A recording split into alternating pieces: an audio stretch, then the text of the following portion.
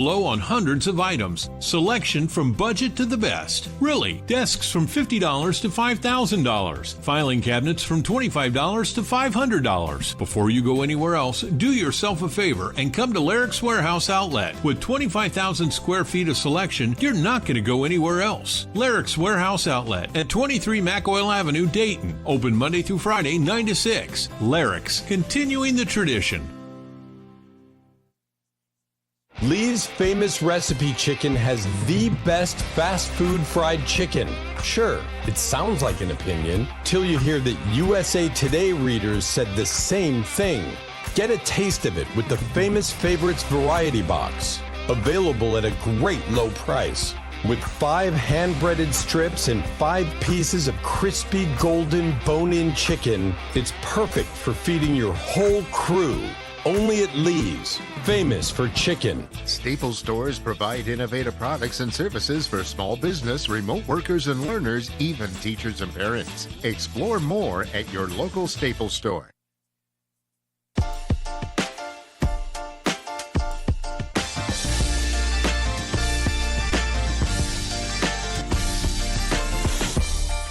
And just like that, with a blink of an eye, it is a Monday.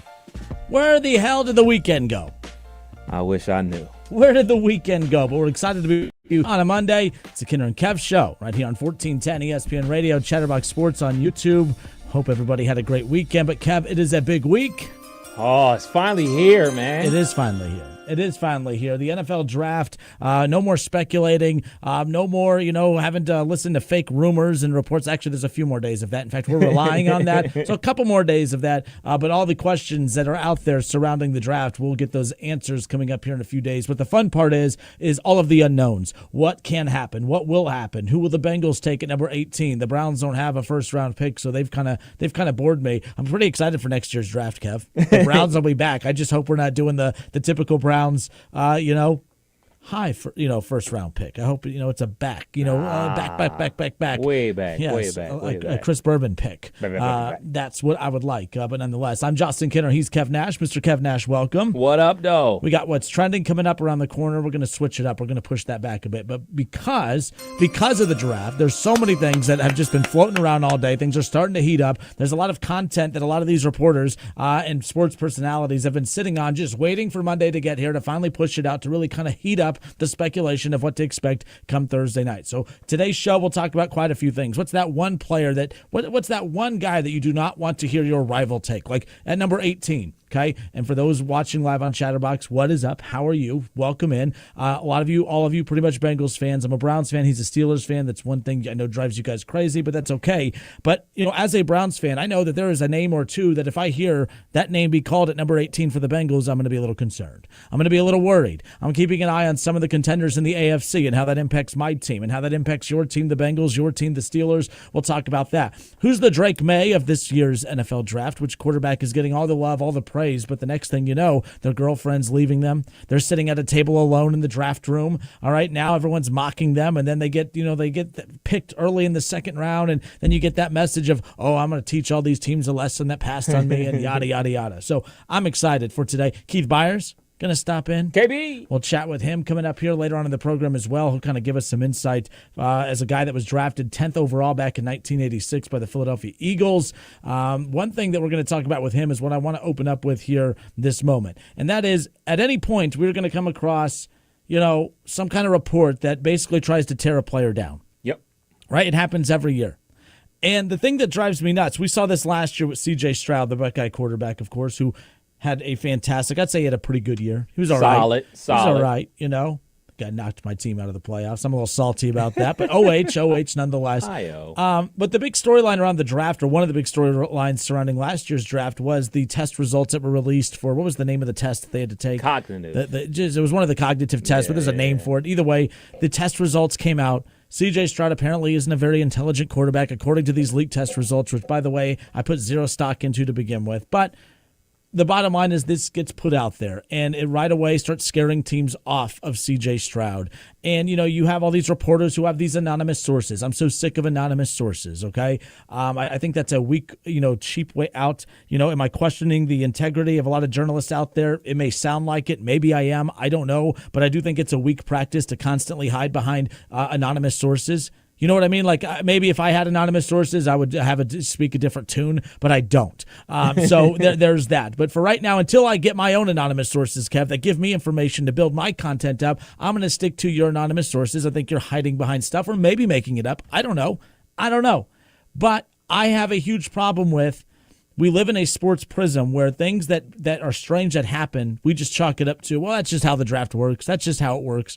Name any other, aspect of life where you could have individuals that could just make up lies or release reports on you that will cost you a job, that will cost you money, and legally it could be done without any pushback. I can't think of one. Right. But with sports, we chalk it up to, well, yeah, that's, the integrity of reporting. They can't force him to give up his sources. I have a problem with that. I have a problem with Deion Sanders coming out. I don't have a problem with Deion. I have a problem with what he was talking about. There was a report from over the weekend that came out.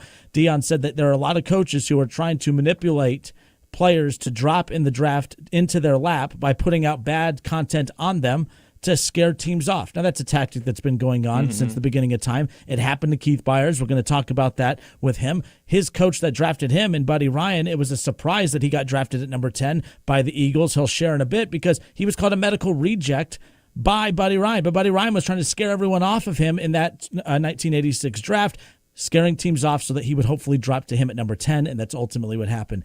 But I'm going to talk to this with KB. I'm going to say, shouldn't you be mad at him? Like, you could have been selected in the top 5. If he was healthy, he was a top 5 pick that year. Okay, like aren't you kind of mad that there are coaches and reporters that are putting stuff out there that aren't true about you, that's causing you to lose money and your reputation as a player and person, like that's dropping. I just don't get why we let coaches and media off the hook for that stuff. I think it's messed up. Yeah, it's so much time that goes on between the college football season and the actual draft. So I think a lot of this stuff comes from a situation where these coaches and GM and scout people, they basically talk themselves into circles and talk themselves out of drafting certain players because it's information overload. Granted, I don't have the keen eye that a lot of these scouts have. I don't have the knowledge and do the background checks, and I believe that background checks are super important. Like you and I had to do a background check when we got our jobs here. That's perfectly fine. But I think they get distracted from what's actually important. What happened on the field? What happened on the field? Look at the tape. You don't necessarily need to look at the stats. Look at the tape. What does the tape tell you? Now, if there's character issues, obviously that plays a role. But like a lot of this stuff that the 40-yard dash, hey man, how high can he jump? Well, did he moss the dude or not on the actual tape? Like, because that's the biggest and most important thing about everything involved in drafting a player. Correct me if I'm wrong. I think this is the only draft that basically everybody watches. Like, I don't watch the MLB draft. Oh, but there was 3 million people that tuned into 2.4 million people that tuned into the WNBA draft last week. But no, I know what you're saying. Yes, it was that. It was on in the household. It was on. Can't say that I sat down and watched every single pick, but it was on as you know what I'm saying. I was doing other stuff around the house. Same thing for the NBA draft. I'm not sure if they do a hockey draft. I don't know. That's out of my wheelhouse. But this draft right here, I think this is the only one that everybody watches. So I think this is the one where, the most drama comes from. And I'll be perfectly honest, like the drama does elevate the product. It elevates the tune-in factor. It elevates, we joke about it now with Tunsil, but with the gas mask, like that was like a huge deal when the pictures started leaking of that situation, him smoking weed in college and everything like that. So, like, all this is bringing more oomph to it. And you're right. There are people out there that are dropping these reports trying to make a prospect fall into their laps. I think that's morally wrong. Like, that's foul. Like, all right, if you're simply a reporter reporting the news or reporting, what you found out, that's fine. But if you are a person that works for a team and you and your rival are going after this defensive tackle, and both of you like, man, I don't want to trade up picks to go get him. Maybe if he falls, I know so-and-so's not going to draft it. He could fall into our lap. That's foul. If you really want somebody bad enough, give up the capital to go get him. It's a Kenner and Kev show, 1410 ESPN Radio. It's going to be interesting to see what stuff kind of starts coming out as the week goes along. But it's been a fairly clean draft so far as that is concerned. I can't think of a story that's come out that has people scratching their heads saying who's leaking that type of thing. So to be fair, I was just so irritated with last year. Yeah, I mean, it's Monday. The draft is still a few days away. But, yeah, like there's a lot of stuff that these reporters sit on over the coming days. We'll see what comes out when it's all said and done. The other thing, too, so last year we joked about the Drake May situation. We'll get to this around the corner. Which quarterback is potentially going to be the Drake May of this – or not Drake May, I'm sorry, Will Levis. I kept saying Drake May. I said Drake May earlier. My fault. So Will Levis. Will Levis was the guy that dropped out of last year's first round. And Drake May is not my answer if that was what people were thinking. But, no, Will Levis was a guy that everyone was like, hey, all these draft analysts out there are really high on him, and everyone's scratching their head saying, we just don't see it. Mm-hmm. But then everyone that said we just don't see it, come draft night, everyone understood why no one just saw it. Because that was some of that false information that was being put out there to maybe get teams to bite on this quarterback, to maybe pass up on another QB in the draft so that team could take him. Who knows? A lot of really good quarterback prospects in this draft. Caleb Williams going number 1 overall. You obviously have Jaden Daniels that's going to go very high in this draft. But who's that guy that you think potentially could be that Will Levis quarterback that potentially drops out of the first round that everyone is giving a lot of praise to? Because I wouldn't put Bo Nix in that conversation because I don't think he's getting a ton of high first-round draft picks. Saw Michael Penix Jr. kind of climbing the draft boards. He's getting that Baker Mayfield treatment. For those of you that think back to that Baker Mayfield draft, that was all about Sam Darnold. Right. Baker picked up steam in the last, I'd say, less than 10 days building up to that draft, where all of a sudden Baker went from being the 3rd or 4th QB taken off the board potentially to the number 1 overall pick. And we see this every year. And I think analysts get bored overhyping the same quarterbacks for pretty much in the middle of last college football season. And then it's like they got to flip the switch and start propping up. I feel like Michael Penix Jr., if you've been following shows today or anything, he's been getting a lot of love, and he's shooting up the draft boards. But who's that guy that you think is getting a lot of love that potentially won't get that same love on Thursday night? You said his name earlier, Drake May. I think he's going to be the guy that falls in this draft. The high risers in this draft, I mean, the 2 top guys are Caleb Williams and Jaden Daniels. We know those are the 2 top guys. But the other guys that are rising are J.J. McCarthy and Michael Penix Jr. Those are the guys that are on the rise. Like, there are certain teams that are falling in love with those guys. The guy that everybody used to love going into last year, the consensus number 2 quarterback, was Drake May. And now we're not hearing his name as much. Now we're like, oh, man, we like this guy better. Yeah. We like this guy better. Oh, well, Bo Nix, he has all the experience in the world. Like, we're hearing his name higher a lot more than Drake May. Then I actually heard a conversation about, how terrible Mitchell Trubisky was in the NFL. Like, well, he played at North Carolina too, which I obviously think is one of the most bogus things that you could ever do. Like, they played under 2 totally different systems and they're 2 totally different people. But, like, that is a talking point amongst the NFL circles. So I think he's going to be the guy that ultimately falls in the draft out of those guys. Yeah, so falling out of the first, like, that's key to this, too, because no one thought last year that Will Levis was going to drop out of the top 10, much less the first round altogether. And, Caleb Williams go number 1. Jaden Daniels is going to go number 2. Drake May has been kind of floating around. The reason that, I think that teams are, it's easy to talk a big game a month, 2 months before the draft, but as it's getting closer, there's a reason that reports broke today that the Patriots are dangling their 3rd round pick, or their 3rd overall pick out for anyone that's interested. Right. The Bears aren't doing that because they know who they want. The Commanders aren't doing that because they know who they want. But you have teams like the Cardinals, all right? You have teams like, obviously, as we just talked about, the Patriots. There are teams who have a chance to land a franchise quarterback based on the draft analysis who are all of a sudden dangling that out there. If you know who you want and you know that that's the guy you're going to take, why would you even let that leak out there that you're interested in potentially moving back from that pick? So to me, I think the name that I just have been scratching my head from the very beginning as far as getting all of this praise, to me, it's still J.J. McCarthy. I still think when it's all said and done, he is not picked at least in the top 10. Do I have to put my money where my mouth is and say he won't go in the first round? Maybe I just need to do it. As a sports talk radio host, maybe I just need to be aggressive and go for it. I'm going to go for it. I'm just going to say it's easy to say, you know what, I really like national championship winning J.J. McCarthy when it's all said and done until the week of the draft gets here. When that chime hits, it's put up or shut up. Are you actually going to take J.J. McCarthy when nothing on the tape shows you that he is an elite level quarterback like these others? Now, I get the workouts and all the individual workouts, the combine, all the scouts, everything. Mm-hmm. Okay, that's great. I'm not saying I know more than them, but we do this every year where a guy out of nowhere comes skyrocketing up to the top, gets all this love from everyone else, and then the next thing you know, they're the number one story that night, not even close to being the number one pick, and they're the number one story because of how far they've dropped back. I think that's J.J. McCarthy when it's all said and done. I think that, there's talks of maybe the Vikings can trade up to take him. I don't know. I agree with you about Drake May a little as well. People have kind of gone silent on him a bit, but I think it's because he was getting that love in the middle of last season. He was getting that love last year. About coming out for last year's draft. Yeah, so with JJ is I 100% believe he's going in the first round. I think ultimately he's going to end up with the Denver Broncos. Who? Denver Broncos. Drake May? J.J. McCarthy. Okay, J.J. McCarthy. Where are they at again? They are at 12. At 12, so just out of the top 10. They're at 12. But I'll stay firm on this. Whatever quarterback, be it me, be it you, J.J. McCarthy, any of them, they go to the Minnesota Vikings, they will be successful. You and I have this thing about J.J. McCarthy not showing us enough. We want to see more. We want to see more.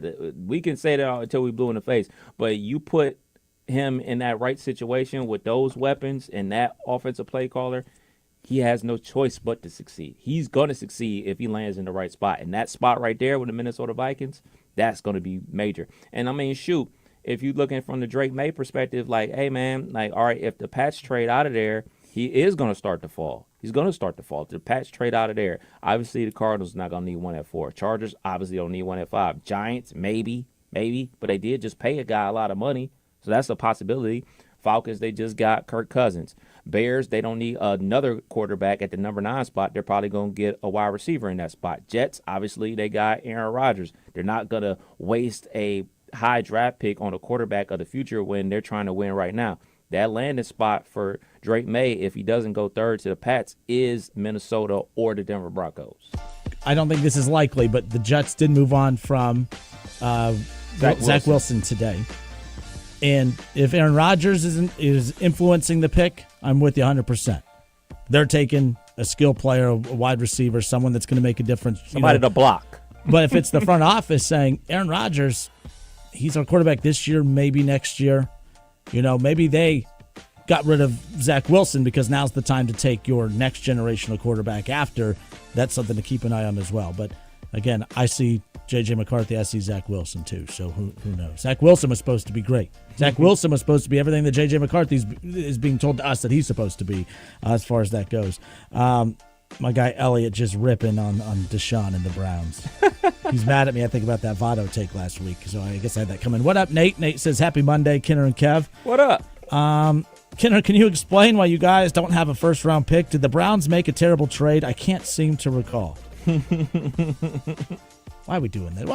Why? Anyways, I'll answer that. How many quarterbacks you think are going to go in the first round? So what's the most quarterbacks that have ever gone in the first round? Let's ask. We're going to ask our stat department. Okay, we're going to put them. We're going to put them on that during this commercial break. It's the Kenner and Kev show here on 1410 ESPN Radio. Opening up right away, diving in to the NFL draft. First round coming up this Thursday night. You can catch it right here on 1410 ESPN Radio, of course. But the build up to the draft, I'm pretty excited about that. The Bengals have the number 18 pick. We'll get into that coming up around the corner. Reds, they sweep an opponent, they get swept, and then they do it again. I mean, the Reds have been a very interesting team to start the season, nonetheless. We're going to talk about the Reds coming up around the corner. I see some people throwing in the chat here, Kev. They're not happy with the Reds lineup. I haven't had a chance to take a look at the Reds lineup, so I guess that's my responsibility during this upcoming break. So we'll take a look at that. We got a lot coming your way. College Football Hall of Famer Keith Byers, 13 years in the NFL, former Pro Bowl running back at that. We're going to catch some of his draft stories coming up around the corner as well. Kenner and Kev, 1410 ESPN Radio, Chatterbox Sports. We'll be right back.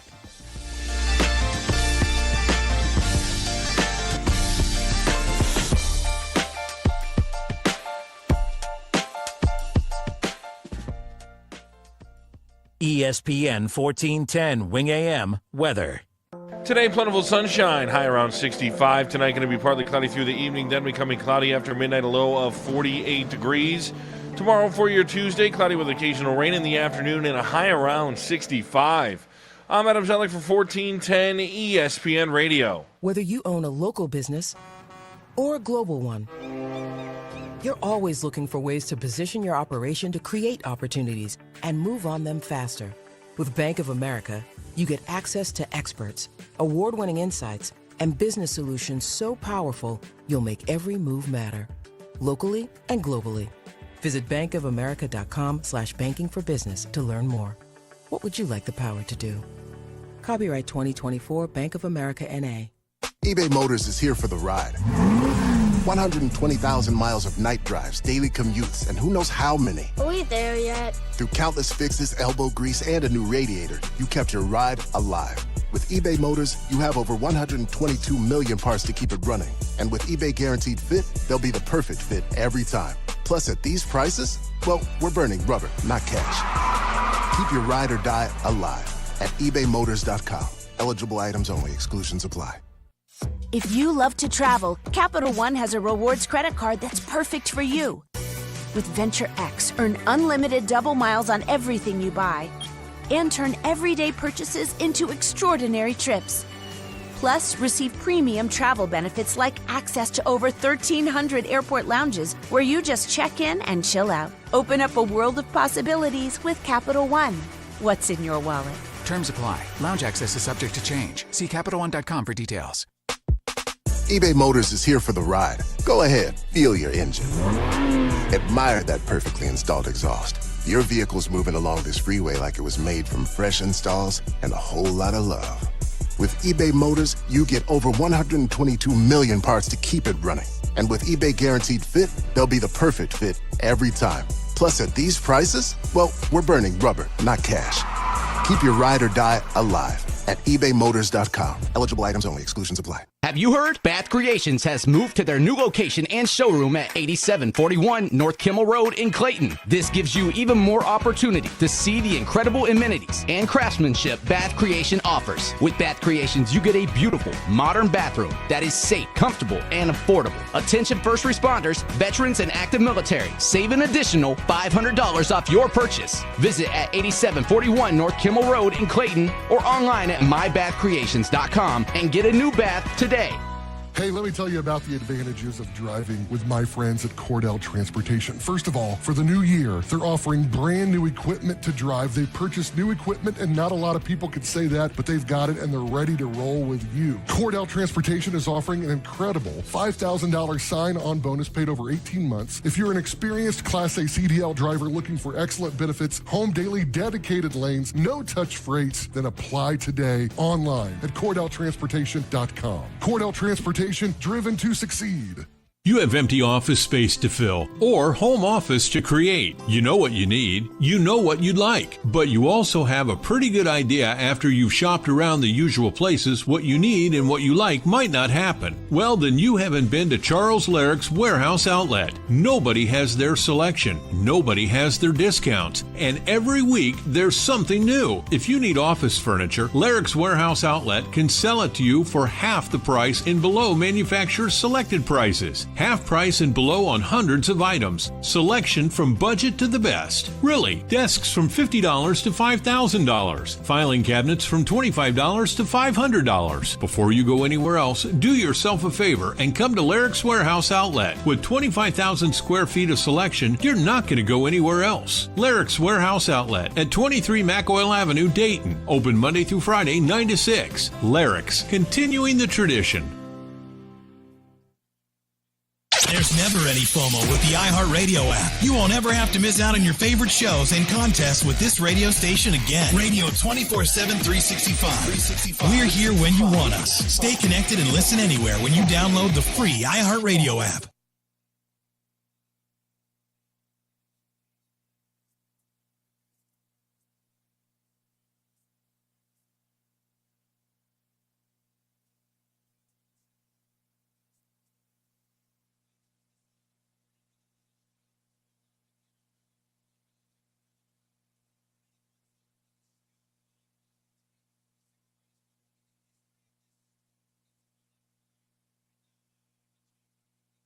Some people just know the best rate for you is a rate based on you with Allstate, not one based on anyone else. Visit allstate.com or call for a quote today. 1410 ESPN Radio gives you 5 straight hours of local sports talk every weekday. Don't miss Off the Bench with Trace Fowler at 1 p.m., followed by the Kinner and Kev Show from 3 to 6 p.m. The best local sports talk in the Miami Valley, right here on 1410 ESPN Radio and on the iHeartRadio app.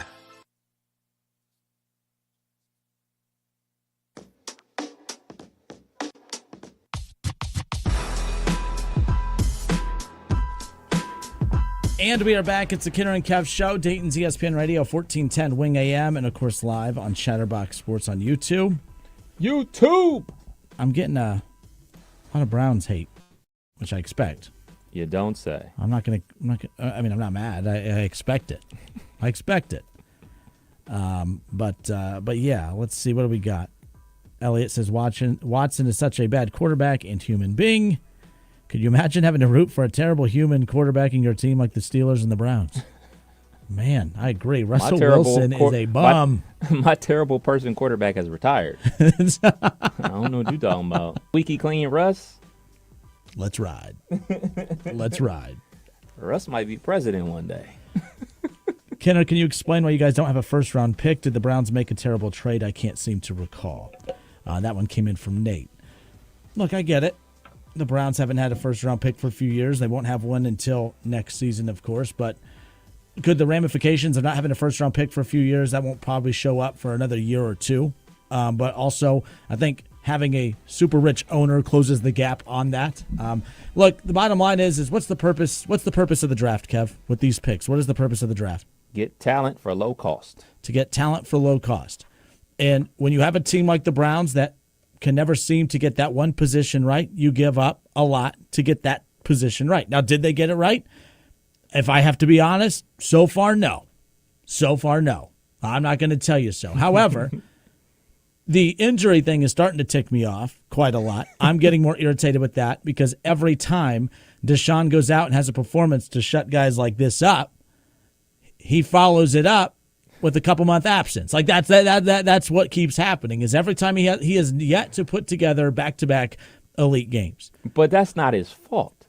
These aren't situations where who's a person that always hurt? Oh, Zion Williamson. Like he's hurt, especially early in his career, because of the weight. Because he's not taking care of his body. He's eating beignets. He's having a good time down there in New Orleans, enjoying the food, putting on weight. A lot of gumbo. Yeah, a lot of gumbo. Like, that's his fault. Playing football and getting your shoulder broken is not his fault. Like, that's the game of football. You can't be mad at a guy because he got hurt. And it's not like, oh, man, I'm not playing through the injury. I'm not tough enough. It's broken. I had to have season-ending surgery. It's not his fault. Oh, I'm not saying it's his fault, but this is also sports, and it's like your best ability is your availability, and I don't really care what the reason is for why you're not on the field. You're not out on the field, and that's a problem. And you talk about Zion, who what year is he? How many years has he been out of college? Year 4 or 5. And he's already had the extension, right? So, like, it gets a little more annoying for fans after you've been paid handsomely. Should that matter? Yes and no. You know, you get your injury prone during a rookie quarterback run. Still annoying, but at the same time, you have enough resources, you have enough cap space available to kind of overcome that. Now, the Browns overcame that last year, but I know I wasn't super jacked about the Joe Flacco signing originally, right? I'd be a hypocrite if I said I was excited about the Joe Flacco signing right off the bat. I was not, because I'm like, well, the season's done. He gave him a shot, whatever. But again, that was a vet minimum deal. I mean, they were basically paying him peanuts to come in and do what he did at the same time. Look, Deshaun Watson, I've said this before, this idea that the players on your team are a reflection of you. We joked about this last week before. You know, I've always had teachers in elementary school, middle school, high school. Show me who your friends are, and I'll show you who you are. You know what line I've never heard? Show me who the quarterback is of your team, and that'll show me who you are. So you guys can stop with the holier-than-thou pretending to care approach, because your holier-than-thou approach didn't exist when he was the quarterback of the Houston Texans. He just happens to be the quarterback of a team that you hate. So I understand where the hatred's coming from, all right? I get it. I completely get it. But we always in our heads try to overcompensate. We always try to make excuses for the bad people on our roster, and we overcome it with them. But with other teams' rosters, we don't give them the benefit of the doubt. The bottom line is I don't know why we're still putting out disclaimers 2 years later. But if the Deshaun Watson, the quarterback, I'm judging him what he does on the field, and he's not on the field.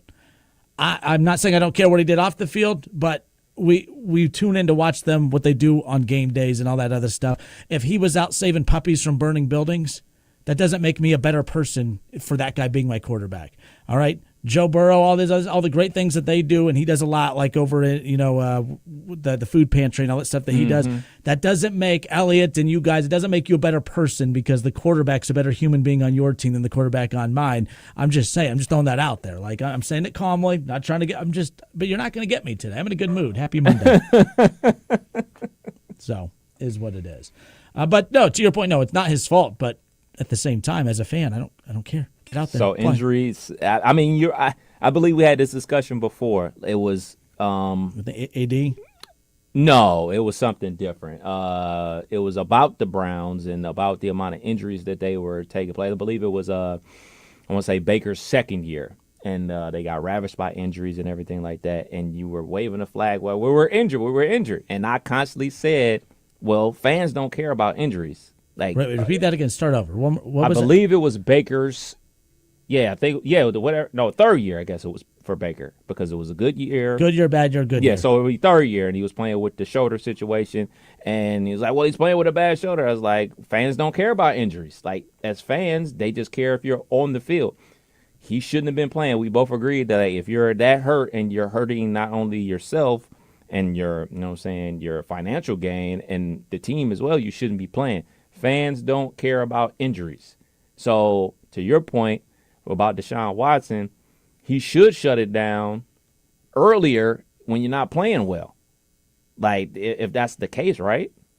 If a player isn't playing well, they should shut it down earlier. And there's been a lot of talk about how the Browns have mismanaged injuries going all the way back to when Baker was there. How they, mishandled that. It's been shoulder issues, have been quarterback issues in Cleveland for a while. No particular reason why.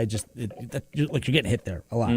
Bottom line. But no, I can't defend anything when it comes to Deshaun, the quarterback on the field right now. I've never once tried to defend him what he's done off the field. But on the field, he's had a couple games that when he is healthy and looking like his old self, he looks like a top 10 quarterback. When he's looking like the 146 yards a game and a touchdown every other game, I don't really have a whole lot to say at this point. But the bottom line is they were 5-1 when he was the starting quarterback for them last year. He had a great performance against the Ravens. That was the last we saw from him. But the Browns do not have a first-round pick this year and won't have one until next year. And if they had a first-round pick this year, they'd be picking in the late 20s. Obviously, you're not taking a running back there, but they would have to take a look to which they've already done through free agency. Wide receiver. I would still think it would have to be the big guys up front, and that's what the Bengals are having to take a look at for their draft coming up on Thursday. But man, as we get closer to that draft, everyone's really jumping all over the place as far as what the Bengals should do as far as that's concerned. One take I heard earlier in the week, I think it was Reed. I can't remember who it was on Off the Bench talking about, and I'm curious your thoughts on this. And I think it was Reed, shout out to Reed, that the wide receivers are becoming the NFL's new running back because of how many good wide receivers are coming into the league. But wide receivers still keep getting paid a lot. Who do you think is going to be that wide receiver? And I don't disagree with Reed's take, and you say you agree with it.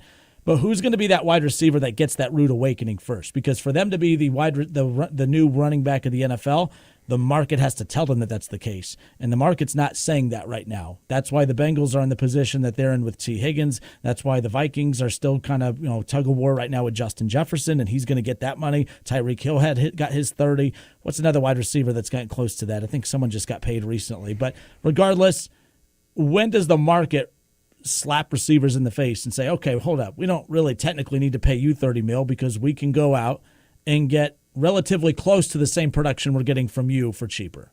I think it's going to be Brandon Ayuk who's going to be the first one to get hit with reality, because I think Brandon Ayuk is a very good wide receiver, but he's not that explosive wide receiver like a Justin Jefferson, like a Jamar Chase. He's an intermediate receiver, very physical, middle receiver type of guy. He's not like that down the field weapon. So like, if Brandon Ayuk is out here looking for $31 million, I don't think that not only the San Francisco 49ers, I don't think they're going to pay him that, but whatever team that he's traded to. I don't think he's going to get that. I think he's going to get somewhere in between.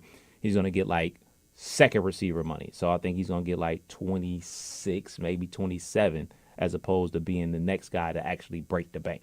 So for Bengals fans out there who are sitting back, because we've talked about, look, Joe Burrow at 55, Jamar Chase sitting back waiting for Justin Jefferson to break, to reset the market. If that's the case, that wide receivers are the new running backs, I get where Reed's coming from, and you agree with him, and I'm close to agreeing with him, but I can't agree with that until the market tells me that that's the case.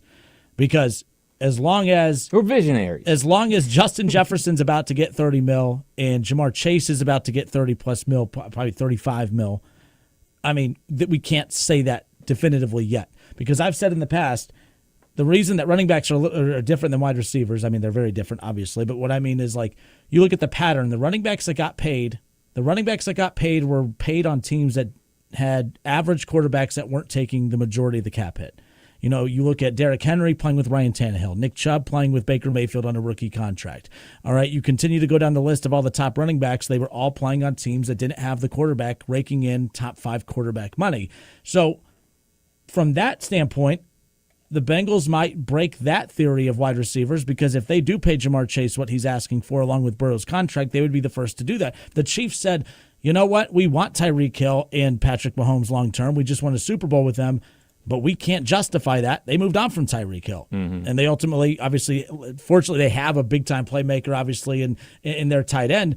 But the Bengals don't have that, especially you lose Tyler Boyd. Not that he would have been that second option, but you have Tyler Boyd. You're about to move on from T. Higgins after the tag this year. So, at that point, the Bengals have some decisions to make too. That's why, the wide receiver pick, whatever round that comes in for them, that's going to be very key for them as well. I agree that it's heading in that direction because of the influx of talented wide receivers in the league. I just don't know if we're there yet that they are truly deemed as the new running back of the NFL. I think a different way of looking at it is these wide receivers that are drafted in the first round have to boom at a higher percentage. I mean, you look back to last year's first-round pick, Jackson Smith-Njigba. We love him because he's a Buckeye. I mean, he had an okay rookie year. Quentin Johnson did not have a good rookie year with the Chargers. Zay Flowers had a good rookie year with the Flowers. Jordan Addison did. Jonathan Mingo, I don't think he caught a touchdown pass last year with the Panthers. Jaden Reed, he didn't get much TikTok with the Packers. Obviously, Rashee Rice, he did his thing with the champs, the Chiefs. Mims, crickets. Jalen Hyatt, crickets. Tillman, crickets. Josh Downs did some good stuff with the Colts. So, you got to hit at a higher percentage than what you're hitting right now, because it did seem like with the running back, it didn't matter where you was drafted. You're drafted in the 5th round, 6th round, 7th round. We plug you in, we getting 1,100 yards. Wasn't he 6th or 7th? Yeah. He's not a top 5 running back, but he's getting the job done. Right. So, you look at some of those things, and then you go, the 22, Drake London has not produced a ton with the Falcons. Garrett Wilson has. Jameson Williams, he got the case of the dropsies. He can't catch the ball for some strange reason with the Lions. Chris Olave balled out of control. Jahan Dotson, crickets. Jalen Burks, crickets. Christian Watkins, up and down. More down than up, I would say. Wendell Robinson, bleh. So, you got to start hitting like the running backs did when they were getting drafted before I would say, it's officially on the other side of, all right, the wide receiver is the new running back, basically, quote-unquote, a dime a dozen. 518-1410, 518-1410. I should say 937-518-1410. Put the 937 in front of that. But 518-1410, you can text into the show. You can message into the show in the chat on YouTube, on Chatterbox, or you can give us a call at 518-1410. Wide receivers, are they the new running backs of the NFL? I understand the concept of what was discussed earlier in the week, or last week, I should say, and I do think there's a chance that it could potentially be trending that way, especially because you have teams now who are loading up with two elite receivers on a roster. Back then there was only select elite wide receivers that would be kind of spread out throughout the league, but you just had a Bengals team that, and still do. I'm talking about in past tense, just because I think it won't be the case after this year. But T and Jamar, obviously, a chance to have. You look at some of these teams. You look what Minnesota has with Addison and Justin Jefferson potentially if he re-signs there. That's what's wild is that now you have teams double stacking these wide receivers as far as that's concerned. But I think the comparison there to say they're like the running back is, you can draft them, get a cheap, immediate impact from them right off the bat. You don't have to develop them. I mean, there's development that needs. I'm not saying these guys are coming in finished products, but Jamar Chase came in, and he's better now than he was his rookie year. But let's be clear, he came in and made an immediate impact. Immediate impact. And you're starting to see that across the, look at Chris Olave, you look at Garrett Wilson. You knew right away those dudes were stars. And that's the thing. You can get that type of production on a 4-year rookie deal, 3-year rookie cheap. That's the type of thing that you're looking at right there. If anything, you could say it's kind of similar to, if the price keeps going up on those, it's almost like the quarterback as well. And if I could draft a Jamar Chase, and that's a position that's getting paid $30 million a year, and I have that receiver for 4 years, like that's kind of more trending in that direction than anything else, just because of how much running backs were never getting paid the money that wide receivers are getting paid as far as that goes. All right, Kenner and Cab, 1410 ESPN Radio. Phone lines are open, 518-1410. We'll be right back.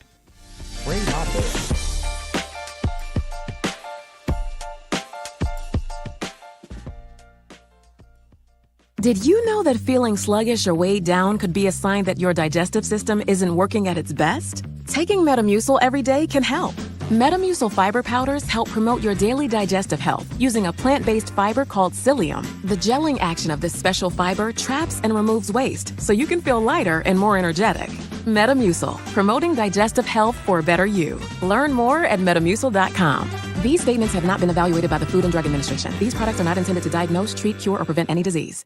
Hey, John, why so glum? I just got let go. The company's downsizing. This is the third time in the last 2 years. I'm done with this. Have you thought about My Computer Career? I've heard they can train you for a career in IT in just a few months, including cybersecurity and the basics of AI. And you don't need prior training or experience. Now that's a recession-resistant career. Wow, thanks. I'll check them out. Go to mycomputercareer.edu and take the free career evaluation. mycomputercareer.edu. Financial aid is available for qualified students, including the GI Bill. It's easy to think all money managers are pretty much the same, but at Fisher Investments, we're clearly different. Different? How? You sell high-commission investment products, right? No, Fisher Investments doesn't sell any commission-based investment products. Well, you must earn commissions on trades. Nope, never at Fisher. We're a fiduciary, obligated to act in our client's best interest. It's the highest standard of care for a financial advisor. How do you know what's in their best interest?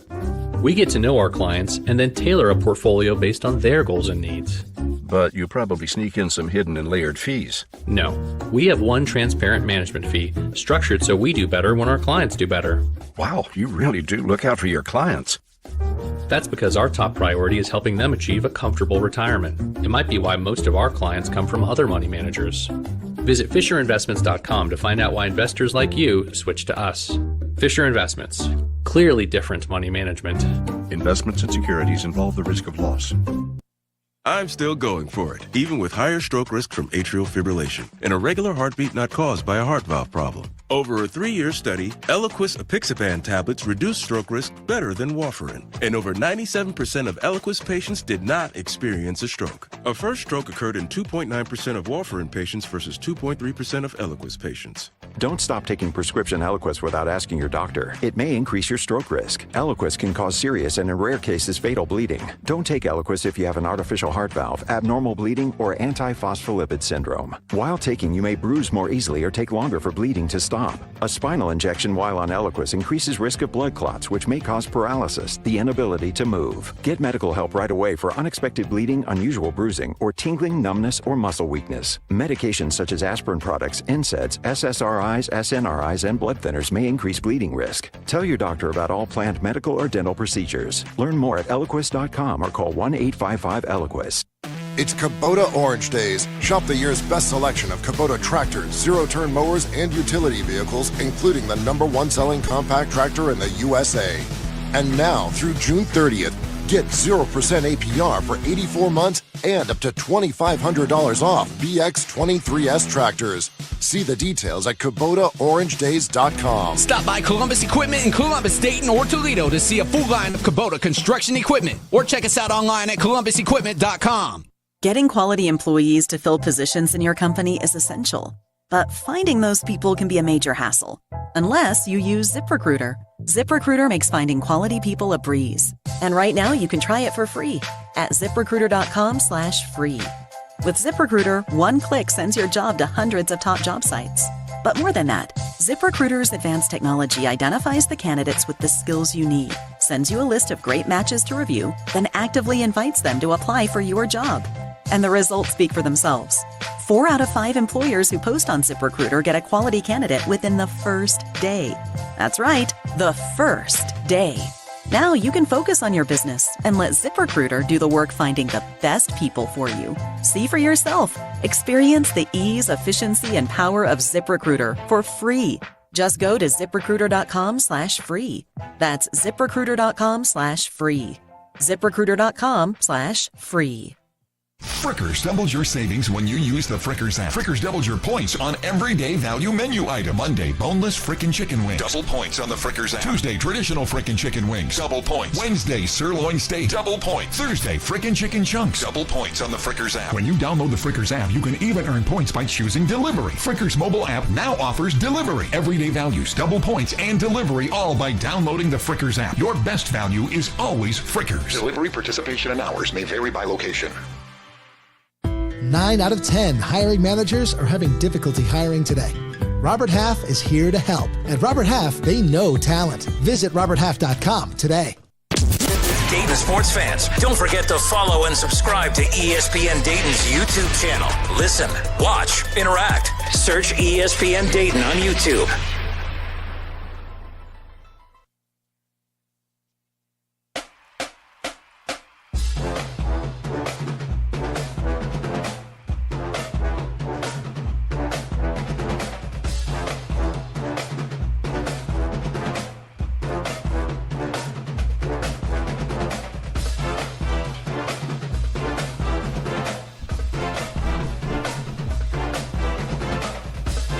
And Zach Wilson traded earlier today to the Broncos from the Jets.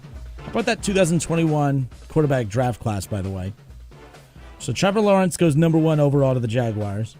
Zach Wilson, since 2021, obviously Trevor Lawrence, he's starting for the Jags, picked by the Jags and is still starting there. But Zach Wilson, since then, the number 2 pick traded to the Broncos. The number 3 pick, Trey Lance, traded to the Cowboys. Justin Fields traded to the Steelers. Mac Jones traded to the Jaguars. So of those, Mac Jones a backup, Justin Fields presumed to be the backup, Trey Lance a multi-time backup, Zach Wilson a multi-time backup, and Trevor Lawrence, who is the best of all of those. But, I mean, when you compared what Trevor Lawrence was supposed to be. What year is this? This would be year, 3? I think this is year 3 or 4 for Trevor Lawrence. I feel like it's 3.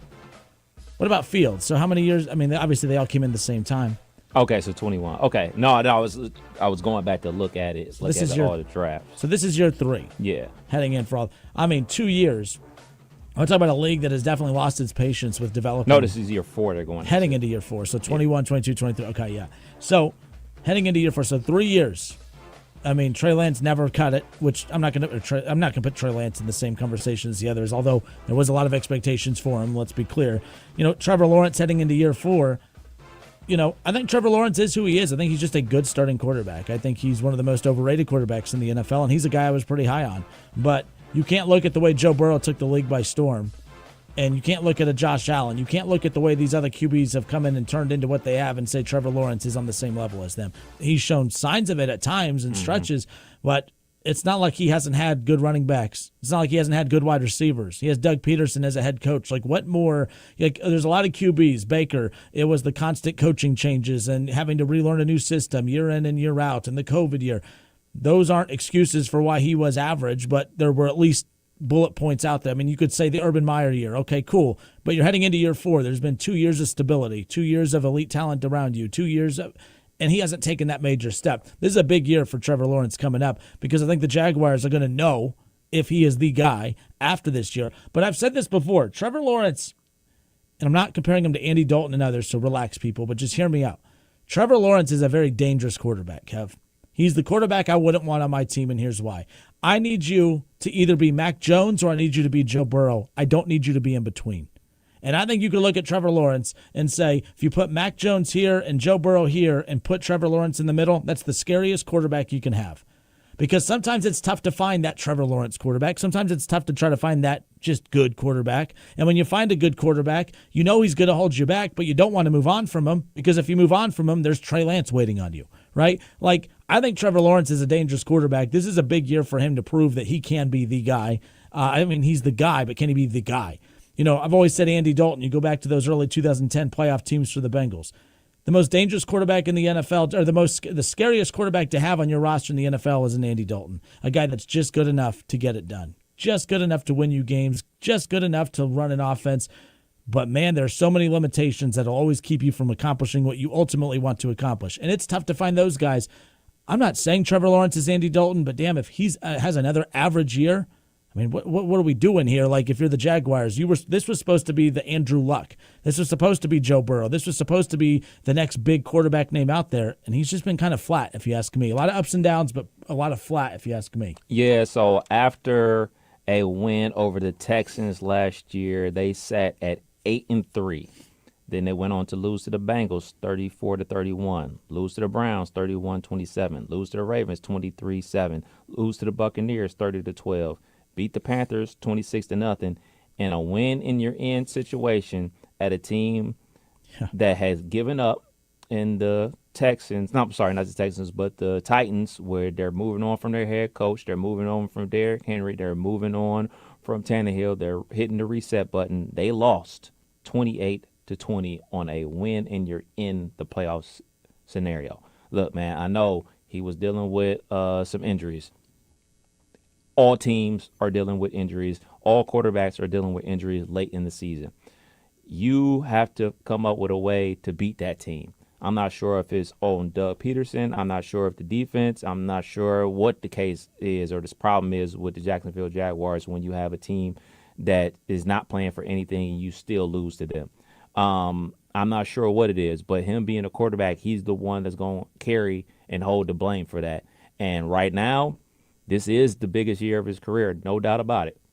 Yeah, because, again, he's that scary quarterback scary for the Jaguars, because you got to pay him after this year. And you got to decide, like it was like Baker that year with the Browns. He was a scary quarterback because, man, we know he can get it done. We know he can he can win a playoff game. He can lead us to the playoffs, but we think that we've seen the best of him. We don't know what more he can do, and now we have to pay him $35. At the time, it was in that range, that $30 to $35, which is ironic because he got less than that now, if I'm not mistaken, with the Bucs. But the point is for where he sits right now, that's a dangerous quarterback to have. Who's the other quarterback that's in that same boat right now?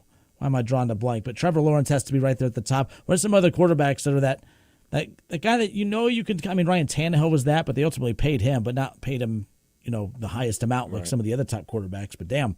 Like, just a very strange spot for the Jags to be in. Tua? Oh, thank you. That's what I was talking about. That's the QB that was in my head that I was just drawing a blank on. Tua's that, where he's shown signs of being able to put up the numbers of a Burrow and some others, but ultimately you don't have that Burrow postseason resume to make you feel all warm and fuzzy inside to offset the inconsistencies. Joe Burrow, yes, injury prone, whatever you want to call it. He's played 4 years, 2 of the seasons he's been knocked out for the year.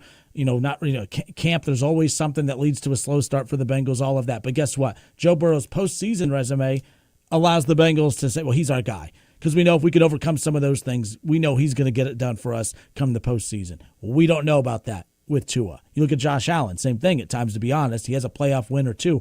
But ultimately, Josh Allen, postseason Josh Allen's not regular season Josh Allen. So that's going to be the interesting thing about what the Dolphins do at Tua, what the Jags do with Trevor Lawrence. And there's going to be a lot of teams sitting back just trying to figure out what they have at QB. I think it's more about feel. I don't think it's about stats. I don't think it's necessarily about playoff wins. How do you feel about the quarterback? Do you feel like, okay, this guy truly is giving me a chance? We could talk about Josh Allen and his playoff wins and losses. We can talk about Lamar and his playoff wins and losses and everything like that. But when you go up against that quarterback and that team, do you feel like they can beat you? I feel like Josh Allen and I feel like Lamar can beat you. I'm not scared of Trevor Lawrence, even though his team did beat my team last year. But I'm not fearful of Tua. I'm just not. Like, I don't have a great description of why I'm not fearful of them, but I don't fear them. Like, okay, yeah, I fear Waddle. I feel Tyreek Hill, but I feel like we can get to you.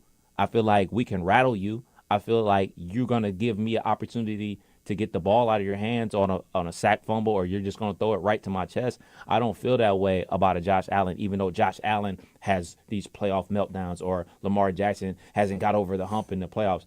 when I see those dudes play, I'm like, what are they going to do to break my heart at the very last second? I don't feel that way about a Trevor Lawrence, like, at all. Yeah, too. And you think about like a team like the Bengals. Like, so for us, if our team has to play Patrick Mahomes in the postseason, like, crap, we got to play Patrick Mahomes in the postseason. Bengals fans, it's Patrick Mahomes. It's the best quarterback, no questions asked in the NFL.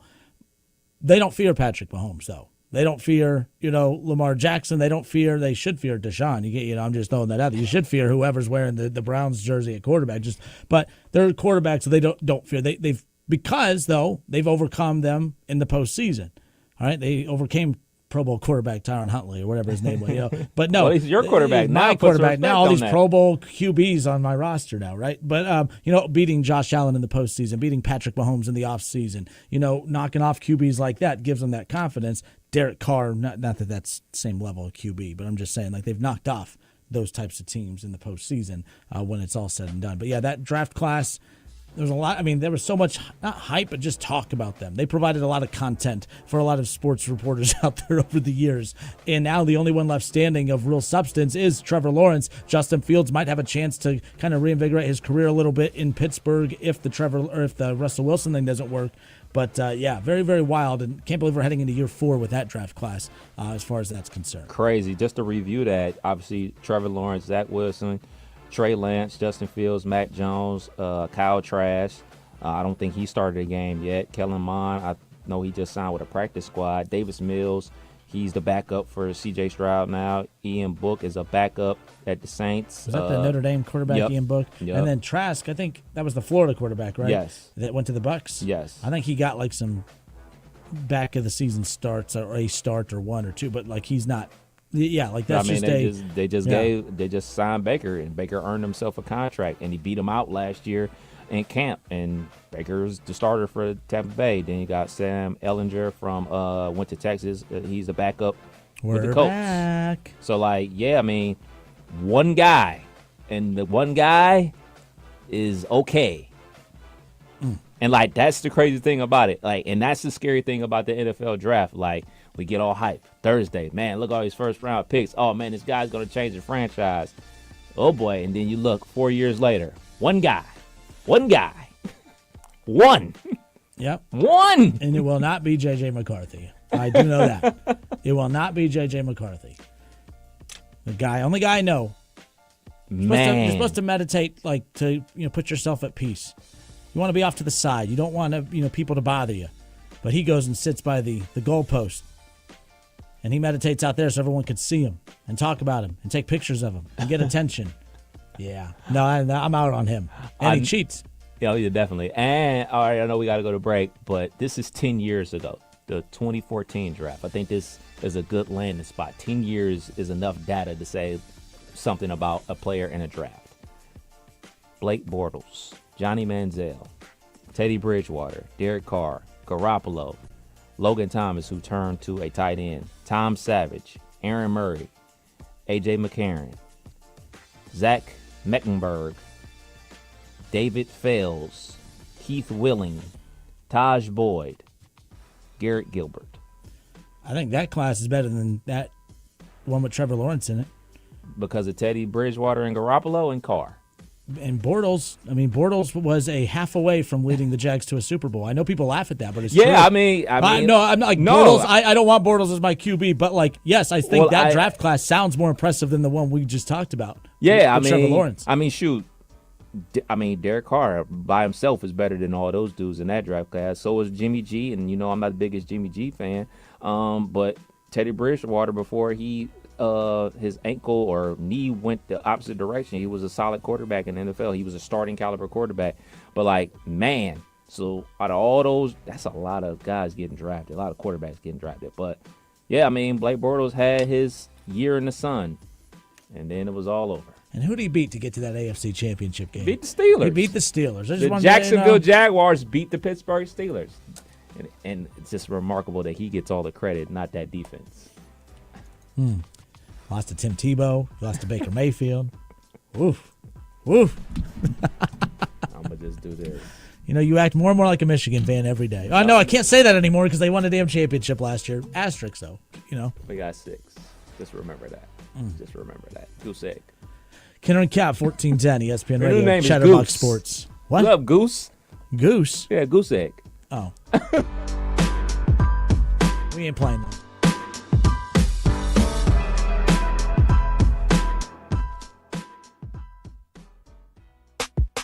eBay Motors is here for the ride. Go ahead, feel your engine. Admire that perfectly installed exhaust. Your vehicle's moving along this freeway like it was made from fresh installs and a whole lot of love. With eBay Motors, you get over 122 million parts to keep it running. And with eBay Guaranteed Fit, they'll be the perfect fit every time. Plus, at these prices, well, we're burning rubber, not cash. Keep your ride or die alive at ebaymotors.com. Eligible items only. Exclusions apply. Lowe's knows pros need the right tools for every job. That's why we sell the largest in-store selection of Klein tools anywhere. Find new items launching exclusively at Lowe's, like the self-leveling laser level for just $159.98. Plus, shop the Connect socket set for just $49.98. Get Klein tools in-store and online today. Because Lowe's knows tools. Lowe's knows pros. Help DEA keep our community safe and healthy by participating in National Prescription Drug Take-Back Day, Saturday, April 27th. Take action right in your own home by cleaning out your medicine cabinet of unneeded medications. Keep them safe, clean them out, take them back. Find a collection site near you at DEATakeback.com. Do your part to lower overdose deaths and prevent prescription drug misuse before it starts. That's DEATakeback.com. Lee's Famous Recipe Chicken has the best fast food fried chicken. Sure, it sounds like an opinion, till you hear that USA Today readers said the same thing. Get a taste of it with the Famous Favorites Variety Box. Available at a great low price. With 5 hand-breaded strips and 5 pieces of crispy golden bone-in chicken, it's perfect for feeding your whole crew. Only at Lee's, famous for chicken. By now you should know Audio Etc. has all the same sales and deals on TVs and projectors as everyone else. But did you know we also have some of the world's best hi-fi? Hi, this is Kirby from Audio Etc. And we do have some of the best home theater high-fidelity gear on the planet. Not only do we have your favorite brands like Klipsch speakers and SVS subwoofers, but audiophile greats from Bowers & Wilkins, Kef, NAD, Marantz, Cambridge, Mark Levinson, and plenty of vinyl and tube gear, plus exotics you only see in the magazines. Stop by today and visit Audio Etc.'s crazy cool showroom and see and audition the best audio and video has to offer. While you're in, check out our huge selection of pre-owned vintage gear, a great way to afford great gear otherwise out of or revisit old classics. Audio Etc. Sound advice you can trust. Audio Etc. 551 Congress Park Drive at the corner of Paragon in Centerville, or call 434-9770. Audio Etc.'s crazy cool showroom. Sick and tired of achy joints? Dread the idea of surgery? You need to call QC Kinetics today. Hey, it's Keith Byers. Listen, the state of healthcare is always changing. The old ideals like steroids and surgery are no longer your only options. Regenerative medicine at QC Kinetics is transforming lives with innovative, non-surgical, drug-free treatments that deliver lasting results. Knee pain, back pain, shoulder pain, from arthritis or injury? Don't let this pain keep you from living your best life. QC Kinetics' advanced state-of-the-art treatments harness and direct your body's natural ability to restore and repair damaged joint tissue. This is a revolutionary approach that can get you long-term relief with no downtime. Make 2024 the year you reclaim your mobility, reclaim your independence, walk and run and play and live without the danger and trauma of surgery. And without harmful drugs, call QC Kinetics now for a free consultation. 937-936-0325. Save big money on your next project right now at Menards. Complete your updates with DAP Alex Plus All-Purpose Caulk. This sealant works for a variety of indoor and outdoor projects and is paint ready after just 30 minutes. This superior quality all-purpose caulk offers excellent adhesion, perfect for any job. Pick up DAP Alex Plus Caulk today and visit Menards.com to see all of our great deals going on now. Save big money at Menards.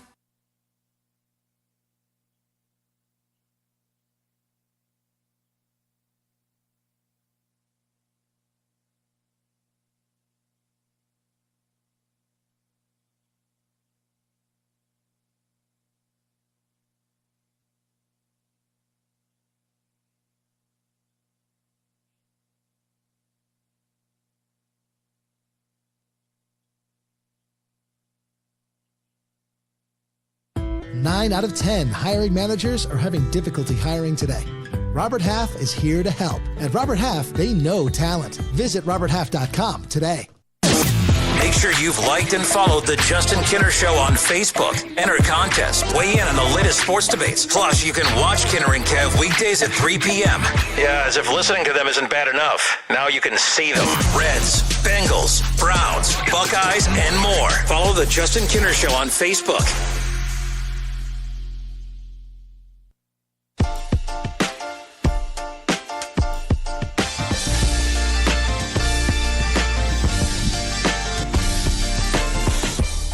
Twelve and 9. That's the record of your Cincinnati Reds, of course. They sweep an opponent, get swept by an opponent. They sweep the White Sox, they get swept by the Mariners, and then they sweep the Angels over the weekend. Sweeping.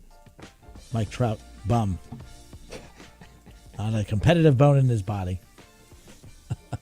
But the Reds sitting there 12 and 9, 2.5 back in the Central. Again, not that technically fully matters at this point, but if we're going to talk about records, of teams when they're struggling, when they start to turn it around, the Reds are just, you want to talk about inconsistencies. You're going to win some, you're going to lose some, but I haven't really heard of you're going to sweep some, you're going to get swept by some. Like in a 3 straight series, and the result of a sweep, being swept in the middle there. But they got a series that they start with the Phillies tonight. Got injury updates for the Reds coming up here around the corner. It's been a weird start to the season for the Reds. A lot of illness. It's not as if I'm going to sit here and pretend to follow every other club in baseball as religiously as I do the Reds, but let's be clear. I don't think I've ever come across a club that has announced more guys being out due to illness more often than the Cincinnati Reds. I could be wrong on that. I mean, how many times do you check Twitter or X or whatever, and the Guardians have guys out due to illness? I mean, Cincinnati, what is going on in that clubhouse? What's going on in that city that there is just constant players being out due to illness like it's 2020? Something's in the water. Maybe something in the water down there in the nasty natty. I don't know, man. Like, for me, I got terrible allergies. Maybe that's something that's going on with the Reds players right now. I know that I saw that Tyrese Maxey from Philly, he's questionable tonight with a stomach bug, so maybe there's something going around. I mean, if you're missing games due to allergies, we got a problem. We got. Do you have allergies? And I'm here. Yes. Got the sniffles. I'm here. My eyes are itchy. I'm here. All right. I've got a little slight headache. I'm here. I got food poisoning from dirty lettuce. Wasn't here. There's a difference. So the stomach thing, maybe, but nonetheless. But so the lineup is out. We'll talk about the lineup coming up here in a moment. But Hunter Green on the mound tonight. And, the last time Hunter Green was out on the mound, it was just, him versus the pitch count. I mean, that becomes his biggest problem. And, a lot of people complaining because he only has a couple pitches that he can heavily rely on. That's why you constantly get people throwing his name out to, man, he would be a dominant piece to come out of the bullpen. And we've done this before. I mean, you got to go all the way back to the Aroldis Chapman days. We did this with Horacio Iglesias. Now, Horacio Iglesias ultimately, ended up going to the bullpen and was, one of the top closers. So we've seen this before. I don't know if I put Hunter Green in that category, but I do understand people's frustration with that. We talked about in the offseason him adding pitches to his repertoire. You can add all you want, but have you been able to, get them down? And that's going to be the key. But tonight, you look at this lineup, key guys out, not the sexiest of lineups. I saw people when we started the show on Chatterbox, hey, throw out that lineup. I mean, I don't know if they mean throw it out like read it or throw it out. I'm not really sure. People aren't happy with the lineup. We'll talk about that coming up here in a moment. Hunter Green, though, has to go out tonight. And this is one of those where he has to pitch his way to a win. Now, I'm not saying that this lineup can't produce runs. I mean, you're still getting Tyler Stevenson, who's playing his best baseball this season right now. Christian Encarnacion Strand back in the lineup again. Had a big game recently. Ellie De La Cruz. I mean, he's been playing, so up and down, but at an MVP-like level over the last, week or whatever. But it's kind of wild just watching how all of this is unfolding for the Reds. I will say this. How far we have come from a year ago at this time. If I would have told you that last year, April 22nd, a year ago at this time, that a full year from now, from 2023 to 2024, we'd be snobbing a lineup.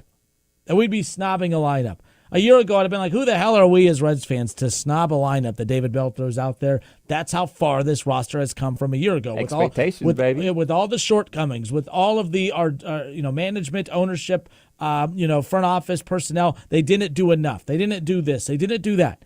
I will say, to Kev's point, yes, expectations change everything, and expectations have changed in a hurry. A year ago at this time, if I read this lineup a year ago at this time, we're jacked. We're excited. And today, so many people are upset about it, and that's what's wild. So, nonetheless. And why not? Let's just throw the lineup out there. I mean, so, let me make sure. Don't we have a baseball sounder? This is a radio station. I should have something here. There we go. There we go. We got action. Yeah, so the Reds lineup. All right, Stuart Fairchild going to lead off and get the start in right field. Batting second, and in left field is Spencer Steer. Behind the plate catching tonight, batting third, Tyler Stevenson, who has just been fantastic over the last couple games, especially coming off this series against the Angels. All right, you have Candelario batting in the cleanup spot. He's getting the start at third. Now, that could be what people are a little upset about. That guy has had a struggle or two with the bat in his hand. Encarnacion Strand batting fifth, getting the start at first. Ellie De La Cruz at short, batting sixth. Batting seventh, and at second base is Santiago Espinal.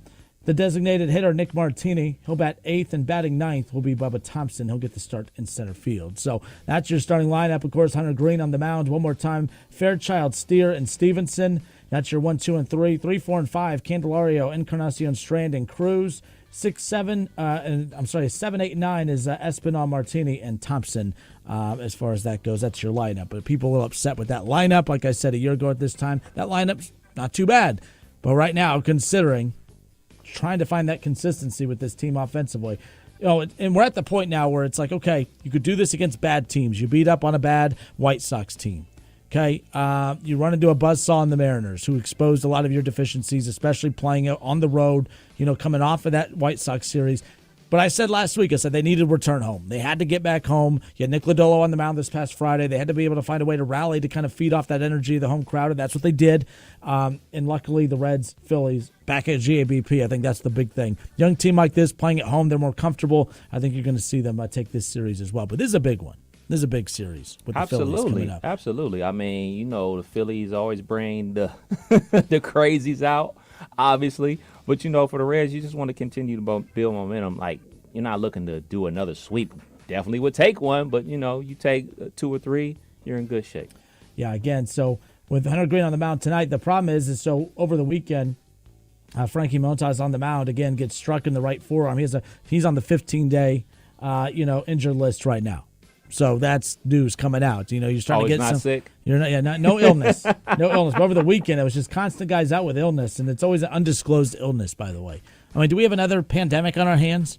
It's all start. Let's hope not. Are we working? Is there someone that's kind of messing with some of these diseases over in Cincinnati, and it kind of broke loose in the clubhouse? Why is there always so many undisclosed illnesses keeping Reds players out of the lineup on a consistent basis? Not the case today, at least. Just your everyday average lineup. Speaking of average, your Guardians, not so average. How about the Guardians, Kev? 16 wins at this point, sitting atop their Central over in the American League, 16-6. People could say, try to water it down. Well, they were just taking on the A's. That's what you're supposed to do to bad team. Yeah. When you play bad teams, that's why when the Reds, people try doing that to them against the White Sox, you're supposed to do that to bad teams. And that's what the Reds took care of business against the White Sox, and that's what the Guardians did over the weekend against the A's. Yeah, so I officially jinxed them, by the way. So, after they won their game yesterday, I put down, where is it? I put down a nice little parlay bet on the Guardians to win 90 games. And, so I put down a 3-leg parlay for the Yankees, Astros, and the Guardians to win 90 games. $4 to get me $40. 4 to 40? 4 to 40. 4 to 40. If that happens, and we need 74 more wins. And when I say we, I'm talking about the Guardians. Yeah, 16-6 atop the AL Central right now. We talked about the Reds 12-9 behind the Cubs and the Brewers as far as that's concerned in the NL Central. There you go. We got Reds and Phillies coming up later on tonight. 6:40 the first pitch. 6:10 pregame coverage begins right here on Dayton's radio home of Cincinnati Reds baseball. 1410 ESPN radio. How about Aaron Boone? That's wild. Aaron Boone, we'll talk about this when we come back. Aaron Boone got ejected. He got tossed. And he didn't even say a word. We'll discuss next. ESPN 1410 Wing AM weather. Today, plentiful sunshine, high around 65. Tonight, going to be partly cloudy through the evening, then becoming cloudy after midnight, a low of 48 degrees. Tomorrow for your Tuesday, cloudy with occasional rain in the afternoon and a high around 65. I'm Adam Zellick for 1410 ESPN Radio.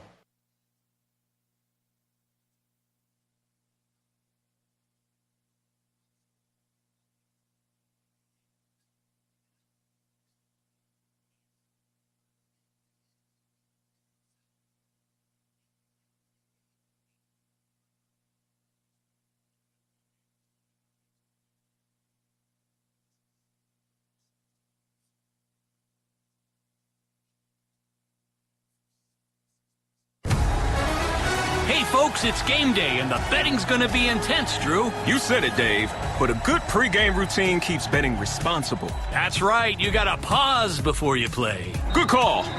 Sports betting is hot, but it can be risky. And pausing to set limits is an all-star move. That's right, Dave. If you bet on sports, pause before you play to set limits, recognize the risk, and know when to stop. Learn more at pausebeforeyouplay.org. Lee's Famous Recipe Chicken has the best fast food fried chicken. Sure, it sounds like an opinion, till you hear that USA Today readers said the same thing. Get a taste of it with the Famous Favorites Variety Box. Available at a great low price.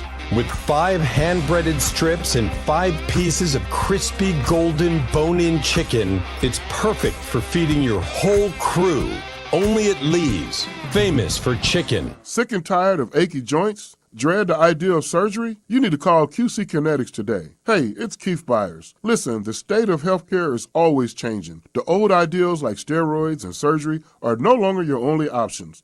Regenerative medicine at QC Kinetics is transforming lives with innovative, non-surgical, drug-free treatments that deliver lasting results. Knee pain, back pain, shoulder pain, from arthritis or injury? Don't let this pain keep you from living your best life. QC Kinetics advanced state-of-the-art treatments harness and direct your body's natural ability to restore and repair damaged joint tissue. This is a revolutionary approach that can get you long-term relief with no downtime. Make 2024 the year you reclaim your mobility, reclaim your independence, walk and run and play and live without the danger and trauma of surgery. And without harmful drugs, call QC Kinetics now for a free consultation. 937-936-0325. Hey, let me tell you about the advantages of driving with my friends at Cordell Transportation. First of all, for the new year, they're offering brand new equipment to drive. They purchased new equipment, and not a lot of people could say that, but they've got it, and they're ready to roll with you. Cordell Transportation is offering an incredible $5,000 sign-on bonus paid over 18 months. If you're an experienced Class A CDL driver looking for excellent benefits, home daily dedicated lanes, no-touch freights, then apply today online at CordellTransportation.com. Cordell Transportation, driven to succeed. Listen to this station anytime, anywhere on Odyssey. Odyssey is your new audio home for all the music, news, sports, and podcasts that matter to you. Odyssey. That's AUDACY. Frickers doubles your savings when you use the Frickers app. Frickers doubles your points on everyday value menu item. Monday, boneless frickin' chicken wings. Double points on the Frickers app. Tuesday, traditional frickin' chicken wings. Double points. Wednesday, sirloin steak. Double points. Thursday, frickin' chicken chunks. Double points on the Frickers app. When you download the Frickers app, you can even earn points by choosing delivery. Frickers mobile app now offers delivery. Everyday values, double points, and delivery, all by downloading the Frickers app. Your best value is always Frickers. Delivery participation and hours may vary by location.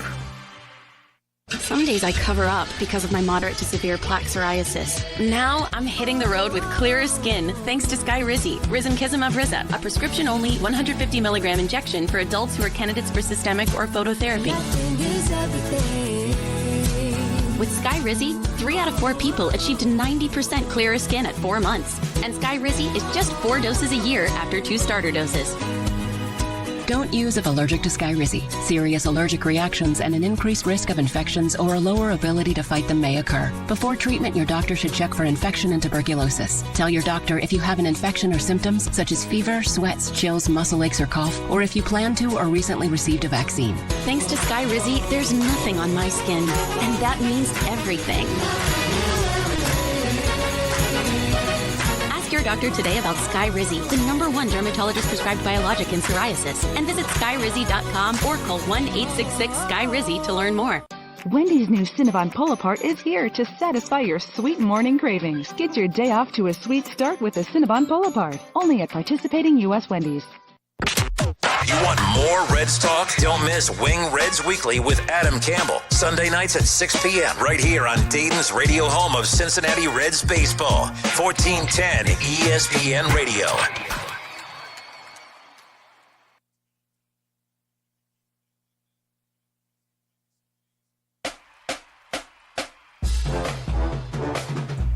Kenner and Cav back with you here, 1410 ESPN Radio.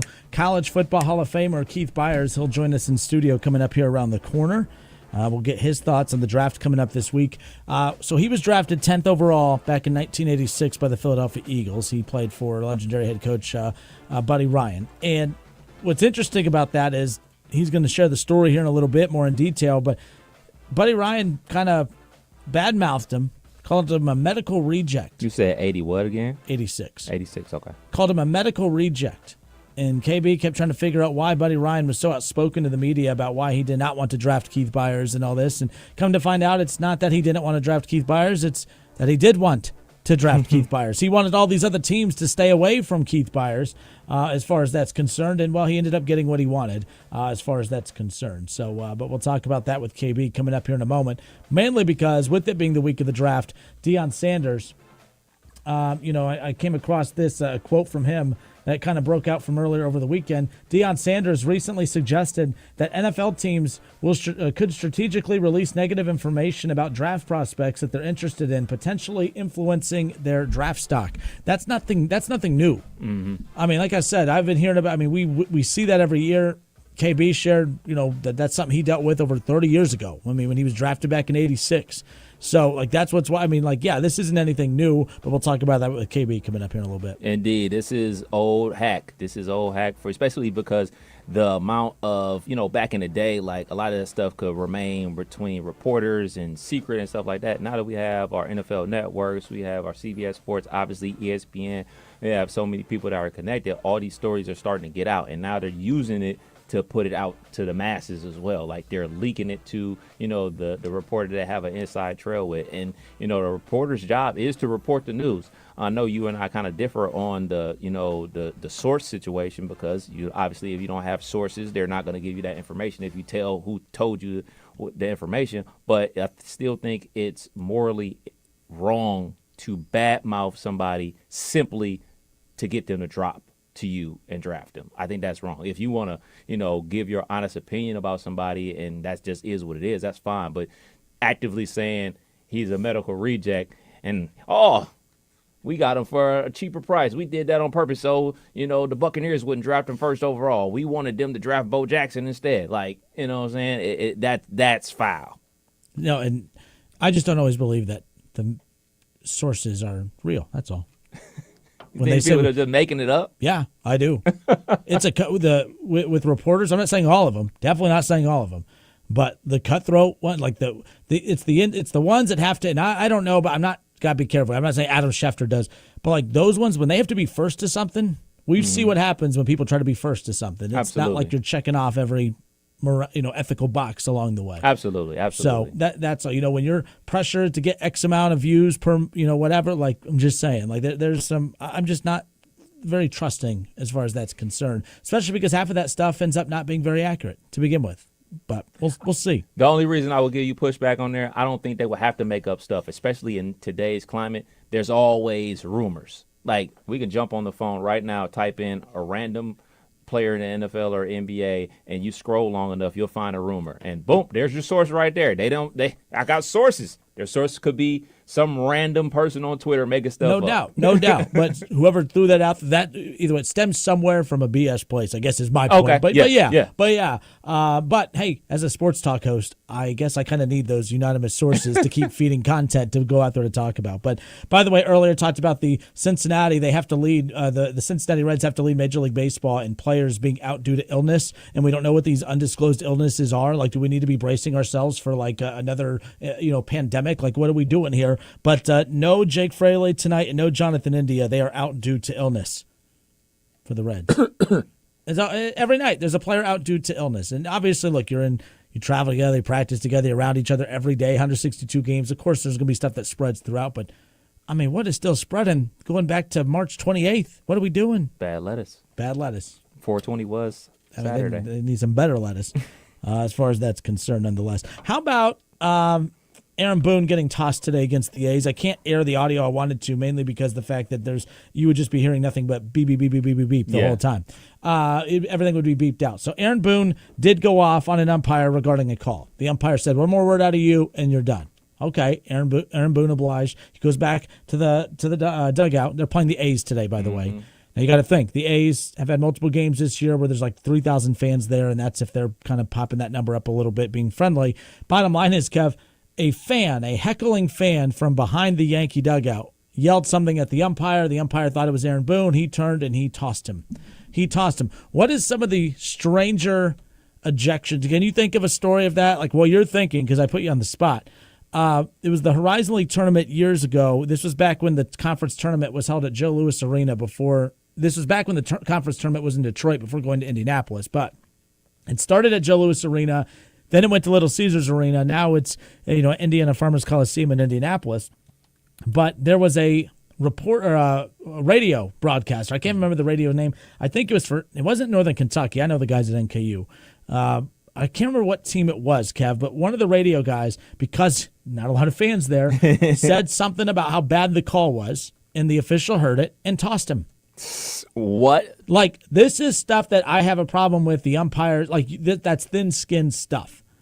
Like, and this is coming from a guy that probably, there was a game this year that I was getting pretty pissed at the officiating. When you did this? That was funny. No, I'm not. But Chris Collins had to look at me and, like, he grabbed my arm because I was flailing my arms because I'm like, what? Like this? Like, what the heck's going on? I'll never forget that. But, like, I'm not just saying this, like, defending radio people. I'm just saying, like, you got to stop. Unless, like, you've been called a name or an F-bomb was dropped. What kind of name? And technically, probably what was coming from the stands was probably not FCC approved. Right. But, like, the umpire to go, like, the second he said, hey, I didn't say anything. There was multiple, people coming out to defend, and the umpire wasn't having it. Right. He still tossed him. I have a problem with that. I have a problem with officials who toss radio guys because you're officiating a basketball game that no one cares about. It's an empty gym, and you happen to hear it.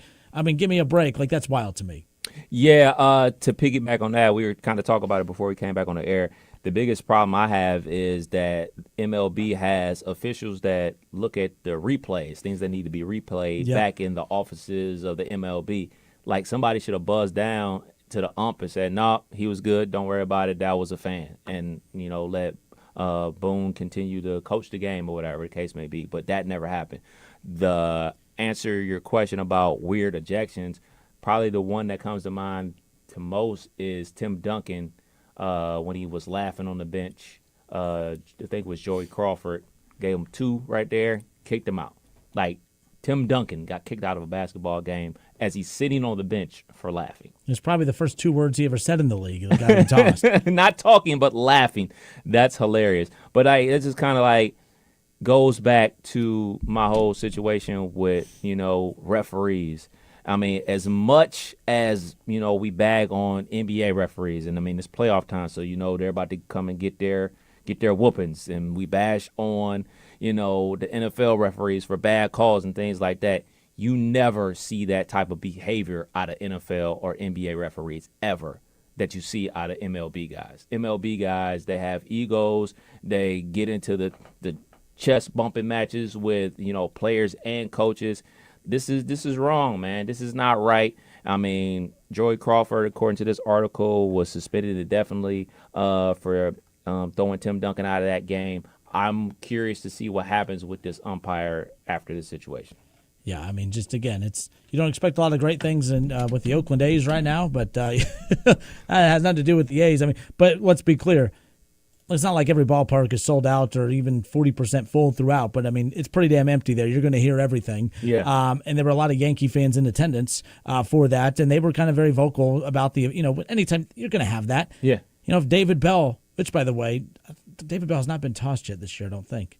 We talked about him at Reds Fest about, but he scares the hell out of me because he just goes from calm, dry to just explodes on you out of nowhere. But yeah, I think he's close to the Sparky Anderson record of most ejections as a Reds manager. Yeah, he's getting close. I know Trace talked about that with him at the Reds Caravan and Reds Fest when we were there. But nonetheless, wow. Kenner and Cab, 1410 ESPN Radio. College Football Hall of Famer Keith Byers is going to join us around the corner.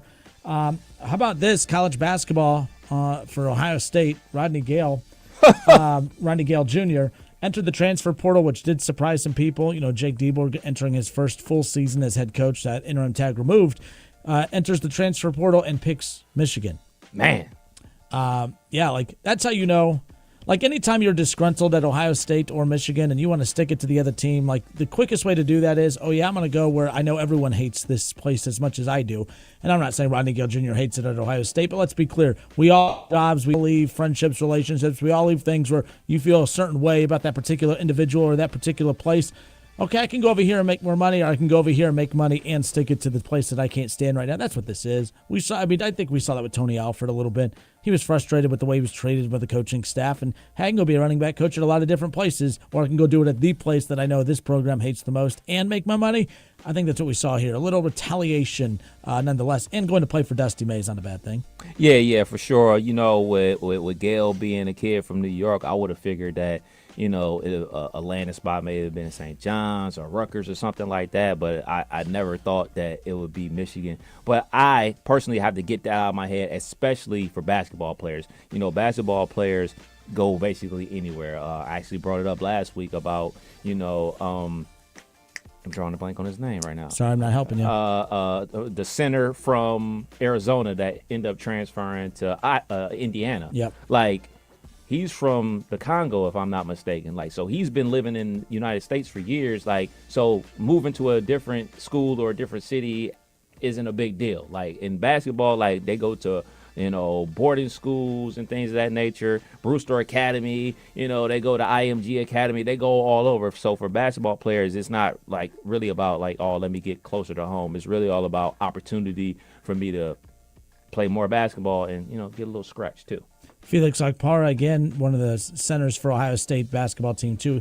After announcing he was going to stay at Ohio State when Jake Diebler took over, he has announced he's in the transfer portal now. He gave one of them sappy little Dear John letters that I can't stand. I'm going to spend the entire paragraph telling you how awesome it is at Ohio State. Love the coaches, love my teammates, love the campus, love everything.